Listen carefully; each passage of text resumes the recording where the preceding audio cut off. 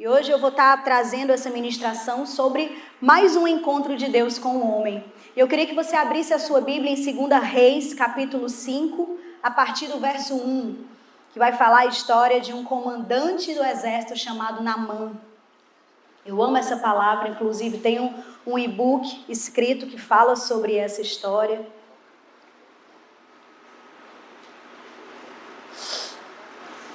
Amém? Todos abriram? 2 Reis, fica no Antigo Testamento. Naamã, comandante do exército do rei de Arã, era um homem importante para o seu senhor e bastante respeitado, pois por meio dele o Senhor dera vitória a Arã.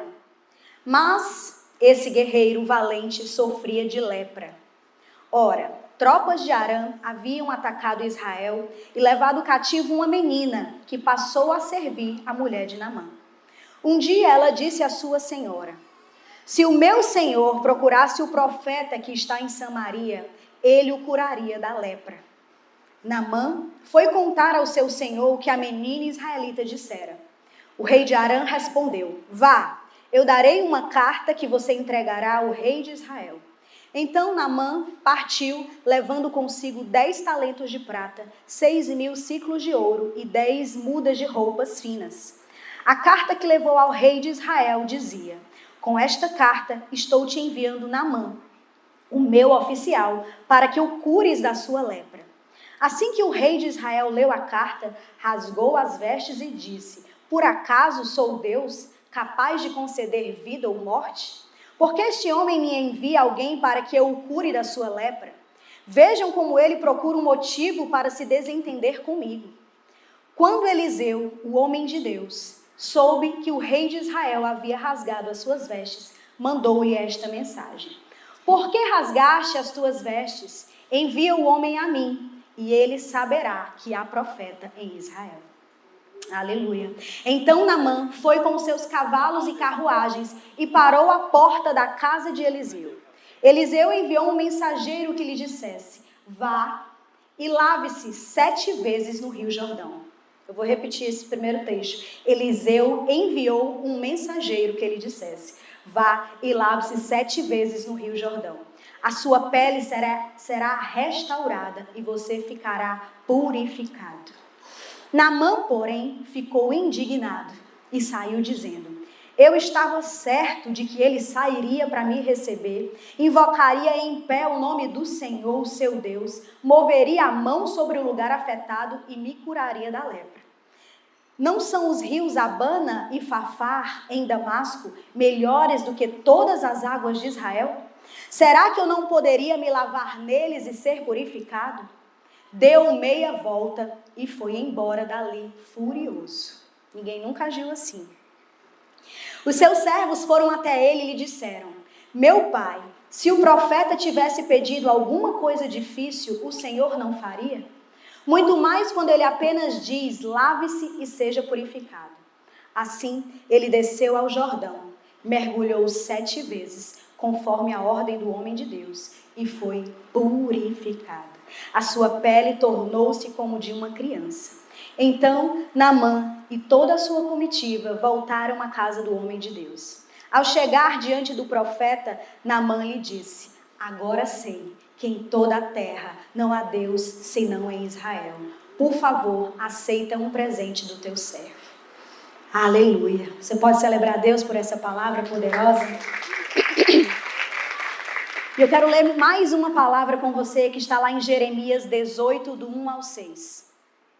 Pode só ouvir.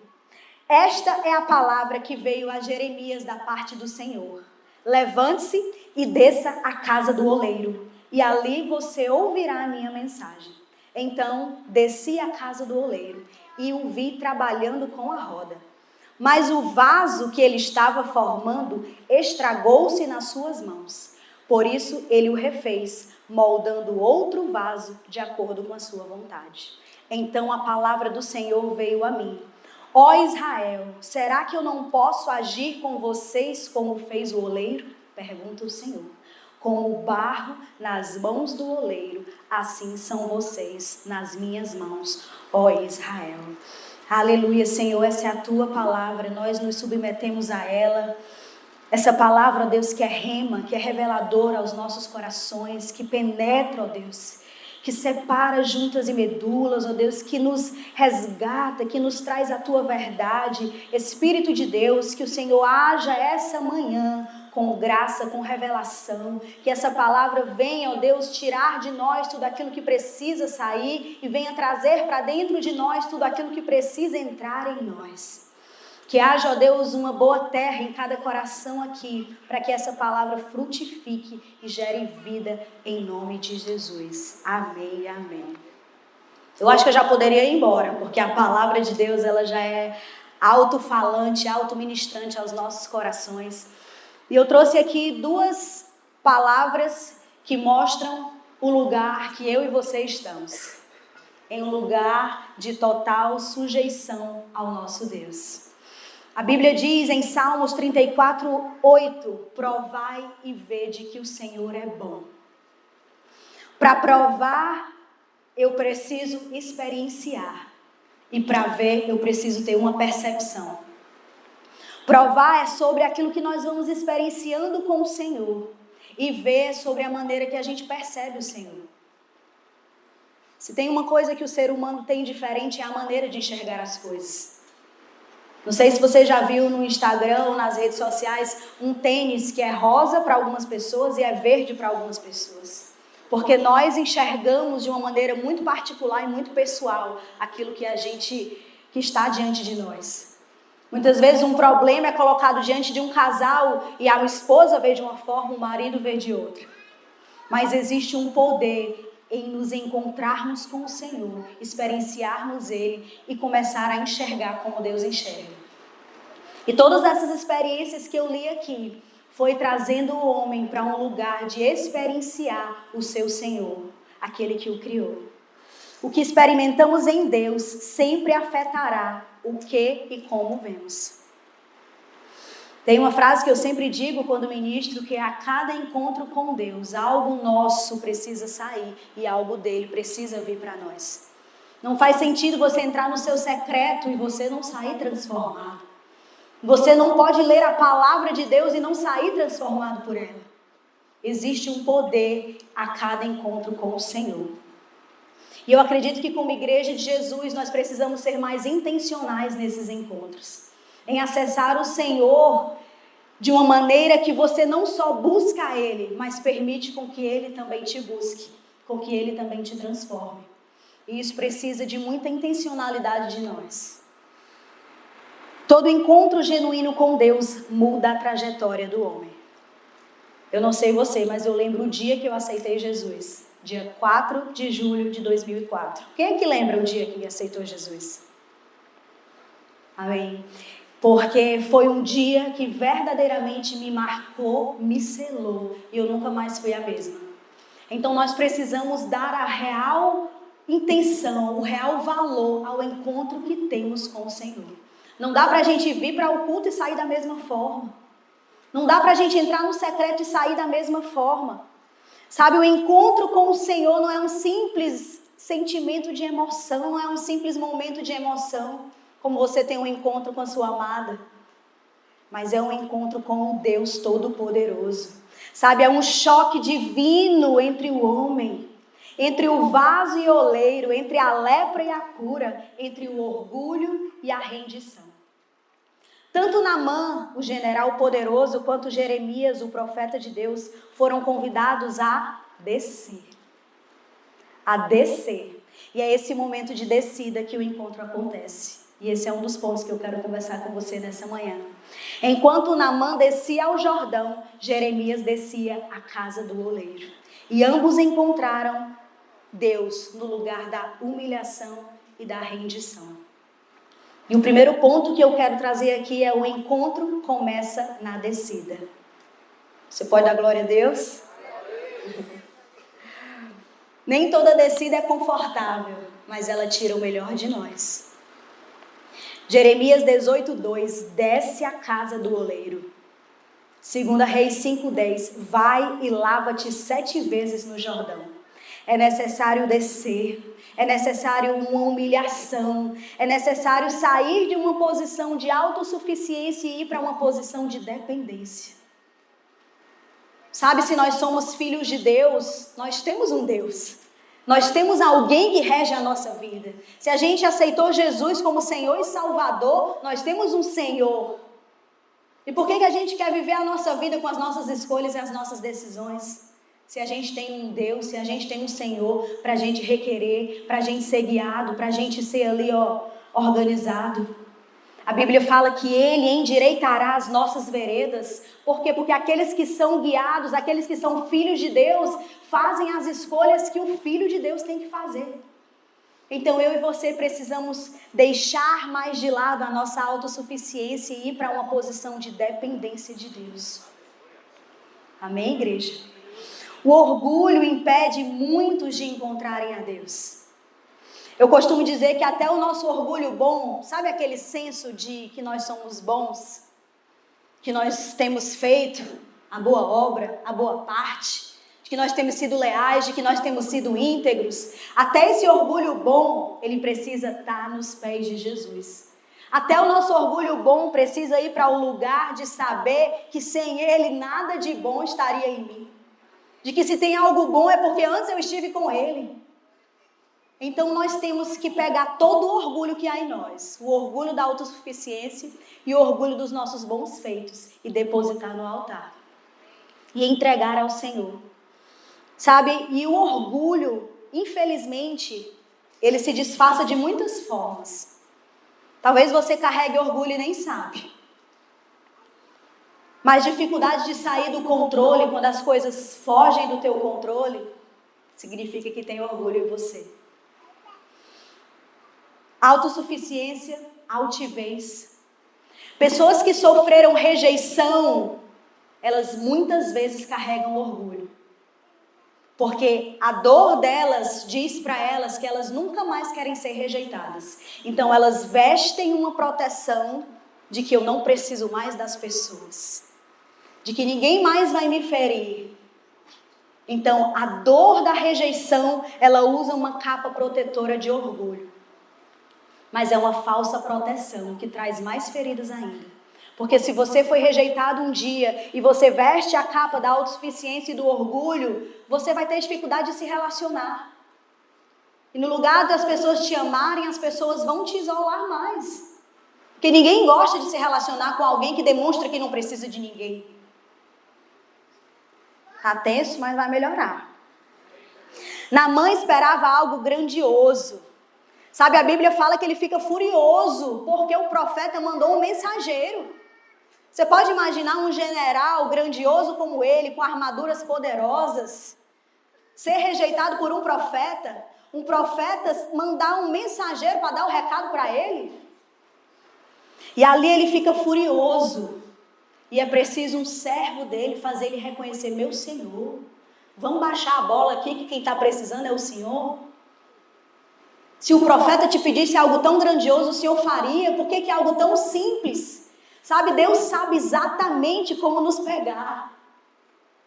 O homem grandioso esperava algo grandioso. E Deus usou algo simples para fisgar ele. E assim o Senhor faz em nós. Ele frustra as nossas expectativas. Para que a gente tenha a expectativa nele. Do agir dele. Eu não sei quem se identificou com Naamã. Quando no início ele vai fazendo todo aquele plano. Eu vou lá e vão agir assim comigo e vai ser assim assado. Quem aqui já recebeu uma promessa de Deus e fez todo o caminho de como ia acontecer aquela promessa? E não aconteceu nada como você tinha planejado? Porque o Senhor é especialista em frustrar os planos humanos. Para que a gente dependa do plano dele, o nosso Senhor e Salvador. Aleluia, se eu fosse você, dava um glória a Deus. Jeremias, amém, aleluia.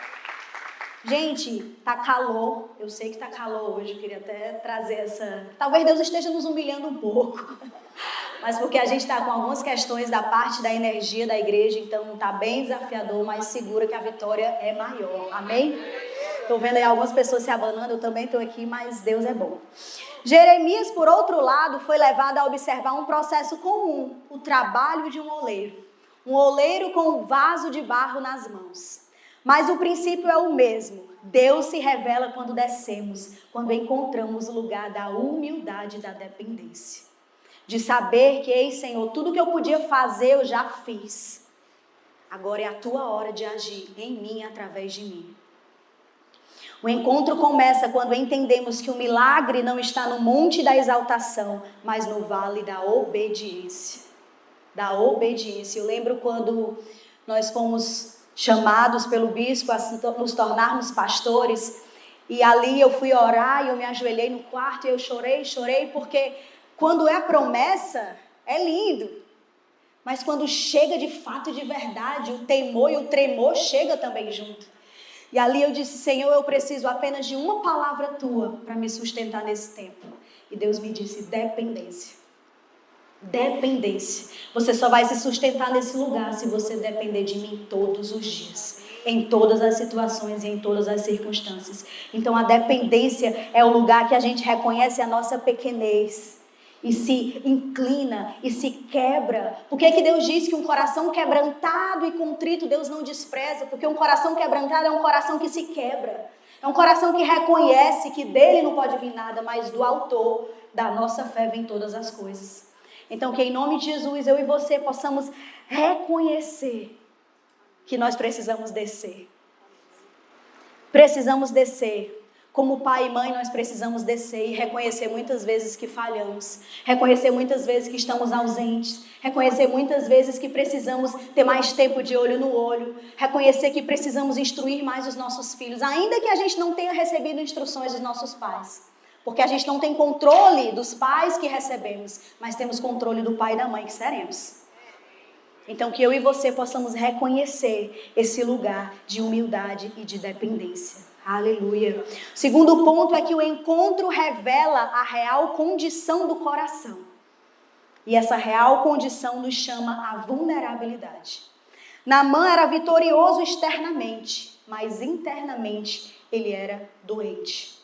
Por fora uma armadura brilhante e poderosa, mas por dentro uma doença que corroía ele. E quantos de nós muitas vezes estamos assim? Passa aquela maquiagem, aquele sorriso, mas assim que entra no carro, é choro, é lágrima, é tristeza. É necessário uma exposição. O vaso que Jeremias viu estava quebrado, estava estragado nas mãos do oleiro. Ambos representam um ser humano que tenta parecer completo, mas está quebrado por dentro. Naamã usava suas vitórias como armadura, mas havia uma ferida escondida sobre a couraça. Jeremias viu um vaso rachado nas mãos do oleiro. Símbolo retrata exatamente a alma humana. Por mais bela que pareça por fora, carrega rachaduras invisíveis. Então o encontro com Deus exige vulnerabilidade minha e sua. A Bíblia diz em Provérbios 28:13, quem esconde os seus pecados não prospera, mas quem os confessa e abandona encontra misericórdia.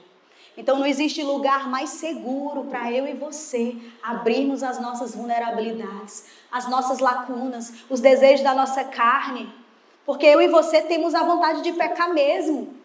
Nós estamos nesse mundo, a carnalidade está em nós, mas quanto mais temor, quanto mais em Jesus nós estivermos, mais temor nós vamos ter, mais longe do pecado nós vamos caminhar. Antes da cura vem a exposição no lugar certo e para as pessoas certas. Esse versículo aqui não é para você ir abrindo também a sua vida, vai lá no Instagram, gente, eu quero confessar aqui meu pecado, e assim, não. A exposição, o confessar, exige maturidade de nós. A gente saber um lugar seguro para se abrir, para receber uma palavra certa. Antes da restauração vem um reconhecimento de que algo não está bem. Deus não cura o que escondemos, Ele toca e transforma o que nós entregamos. Aleluia.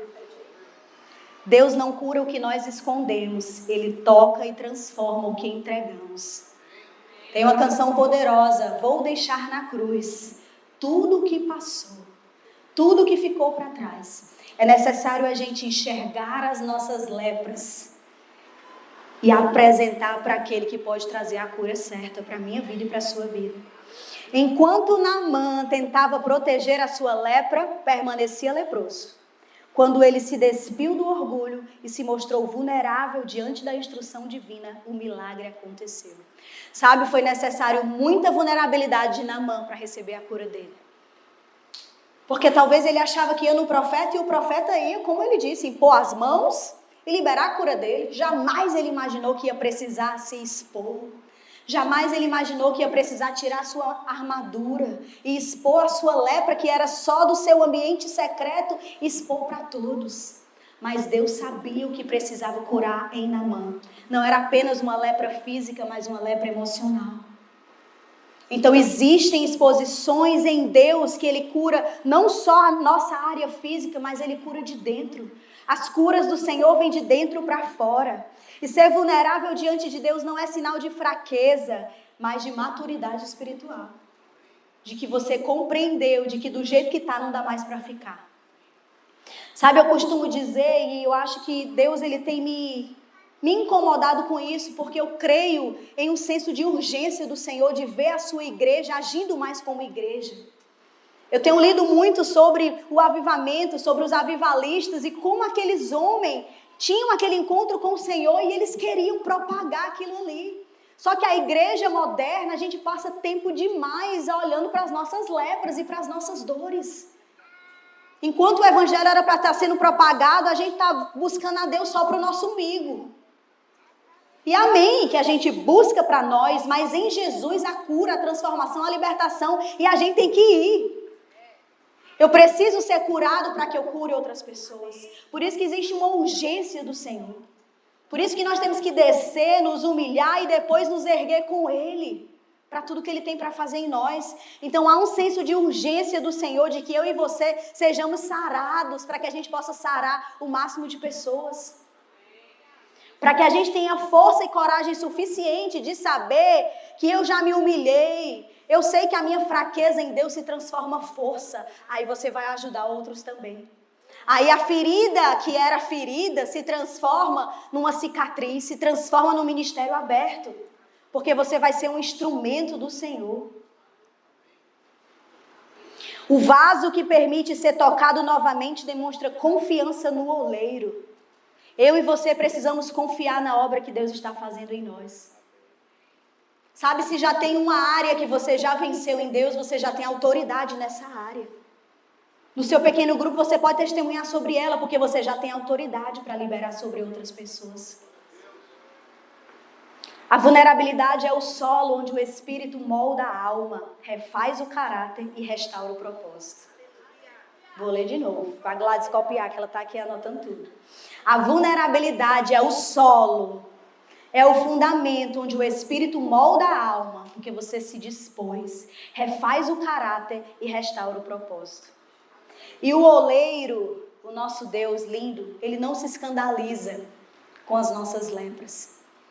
Sabe, a nossa lepra não toca, não pega Jesus, mas a santidade de Jesus pega as nossas vidas. As suas lacunas da alma, ele não se importa. Não é feio. Ele pega tudo aquilo que não presta em nós e transforma em algo poderoso. Eu tenho dito muito isso porque para mim é uma revelação muito divina, que nas nossas áreas fracas, sem Deus é fraqueza, mas com Deus é força. Sem Deus é fraqueza, mas com Ele se torna a sua força. Se você é um bom comunicador, sem Deus você se torna uma pessoa fofoqueira, uma pessoa maledicente, que vai usar a sua fala de formas erradas. Mas em Deus você se torna um evangelista, um comunicador poderoso, porque Ele vai usar a tua fraqueza em força. Sem Deus, você que é uma pessoa tímida, calada, você se torna essa pessoa emudecida. Mas em Deus você se torna uma voz profética. Porque Ele usa a tua fraqueza em força. Aleluia, você recebe essa palavra? Glória a Deus.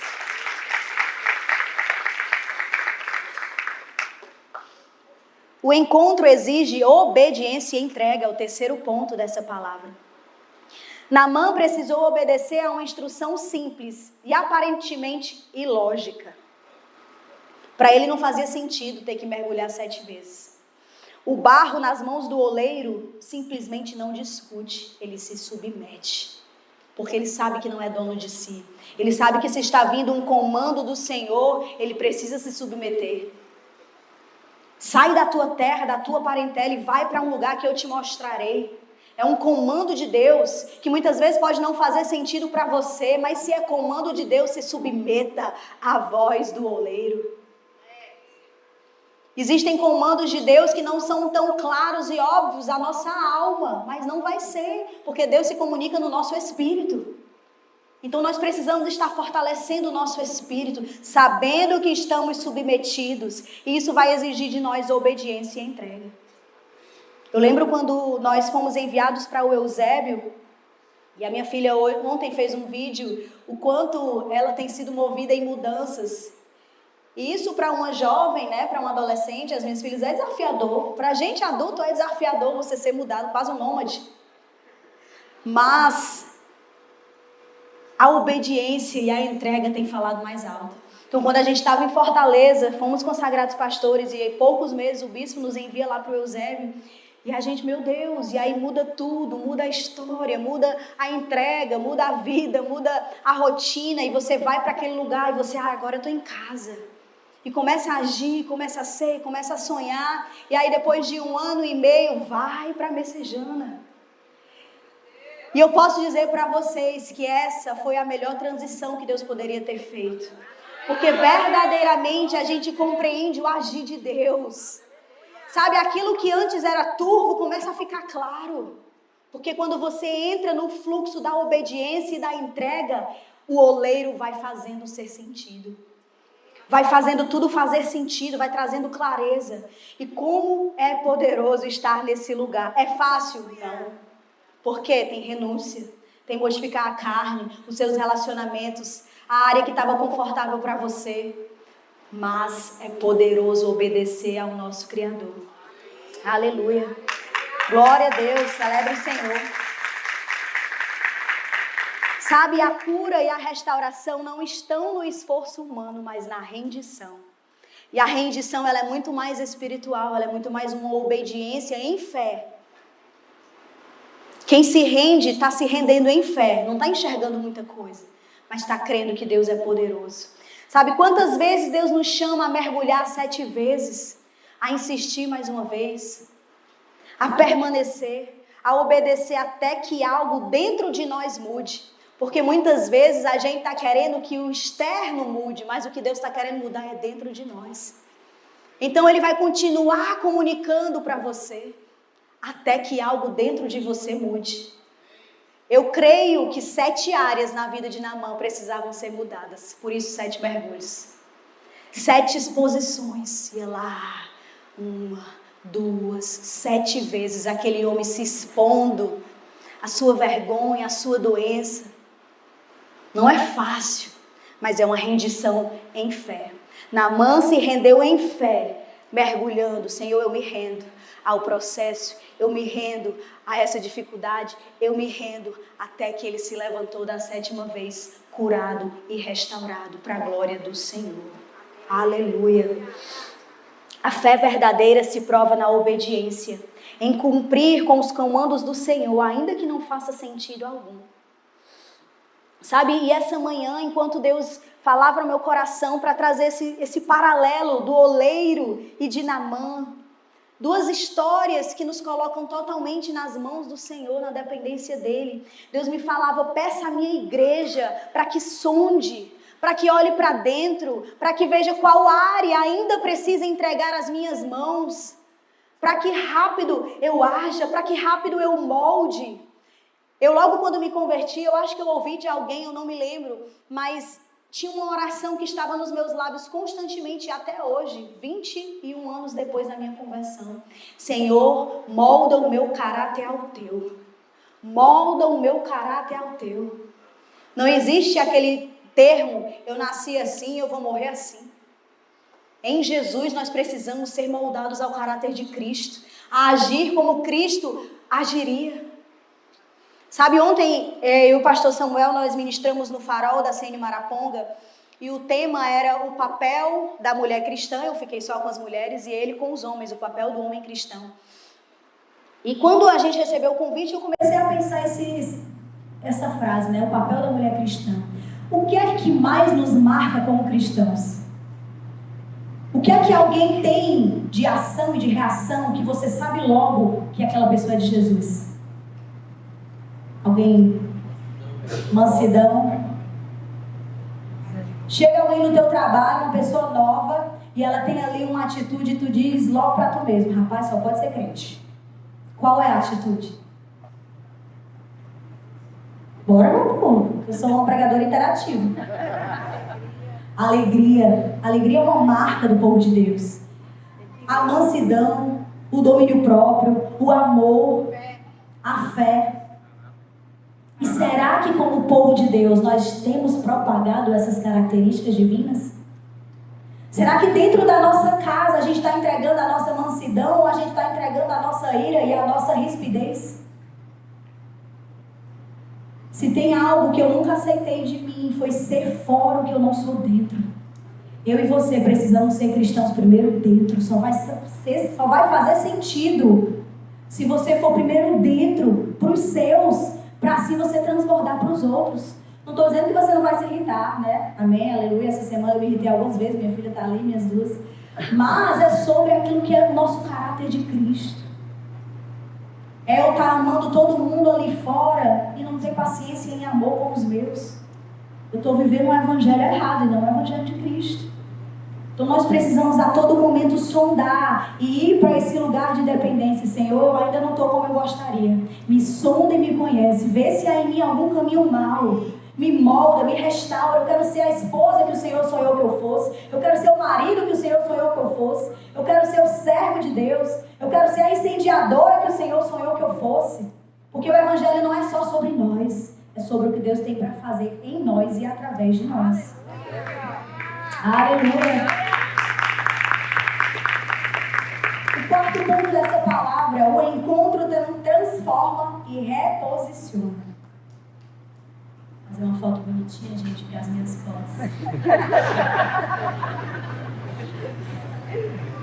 Naamã sai das águas purificado e renovado, reconhecendo quem? O Deus de Israel. Tem algo mais poderoso a gente viver algo de tamanha intensidade e as pessoas que estão ao nosso lado reconhecer que só a mão do Senhor poderia fazer isso. Só a mão do Senhor poderia fazer isso. O vaso nas mãos do oleiro é feito de novo conforme o propósito do Criador. Sabe, talvez você está nas mãos do oleiro e o oleiro está na expectativa santa de tornar você um vaso mais belo ainda, e você está resistindo. E você está segurando a mão do oleiro com as suas mãos. Olha que forte. O oleiro está com as mãos em você, mas você está com as suas mãos sobre as mãos do oleiro, querendo controlar o que o oleiro está fazendo em você. Meu Deus, Jesus me deu essa visão agora. Não sei se tem alguém assim aqui. Mas Deus não apenas cura, Ele refaz. E Ele faz e refaz quantas vezes forem preciso para que a gente se torne a semelhança de Cristo. O encontro com Deus não nos devolve ao mesmo lugar, mas nos coloca num novo propósito, numa nova forma, numa nova identidade. Jeremias ouviu o Senhor dizer: como o barro está nas mãos do oleiro, assim sois vós nas minhas mãos. Esse é o maior consolo do crente. Está nas mãos do oleiro. Não queira sair do lugar das mãos do oleiro. Não queira que Deus te deixe por si só. Deus me livre que Ele me deixe. Pode repetir: Deus me livre que Ele me deixe. Aleluia. Deus nos cura para que possamos curar outros. Deus nos ativa para que possamos ativar outros. Por isso existe uma pressa de sermos transformados. Porque o reino avança quando nos tornamos canais de bênção de Deus. Lá em Isaías 58, a Bíblia fala sobre o verdadeiro jejum. E é um texto poderoso, rico de conhecimento do sentido do verdadeiro jejum para o Senhor. Eu tenho até uma ministração, vou pregar um dia aqui sobre ela. Mas tem um verso que ele fala que quando a gente cobre a nudez do outro, aquela área escura da minha vida se transforma em luz. O que isso quer dizer?